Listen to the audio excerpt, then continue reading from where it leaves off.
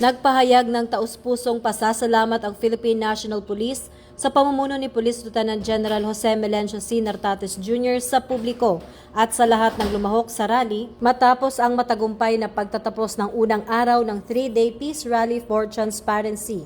Kinilala ng PNP ang malaking kontribusyon ng mga organizers, marshals at rally-goers sa maayos at mapayapang daloy ng pagtitipon. Ayon sa ahensya, ang ipinakitang kooperasyon ang susi sa pagkakaroon ng maayos na pagtitipon. Ayon sa pahayag ng PNP, buong araw na nakadeploy ang kanilang mga tauhan sa iba't ibang pangunahing lugar sa Metro Manila, hindi lamang upang panatilihin ang kaligtasan ng lahat, kundi upang lubos ding igalang ang karapatan ng publiko sa mapayapang pagtitipon. Buo pa rin ang dedikasyon ng Philippine National Police na panatilihin ang seguridad at magbigay ng kinakailangang tulong sa publiko sa natitirang 2 araw. Muling nanawagan ang PNP sa lahat na ipagpatuloy ang kapayapaan, kooperasyon at respeto sa batas upang manatiling maayos at ligtas ang buong 3 araw na aktibidad. Patuloy ang pasasalamat ng pambansang pulisya sa pagkikiisa ng publiko at patuloy ang panawagan nito na paigtingin ang kapayapaan at pagkakaisa sa darating pang peace rally activities.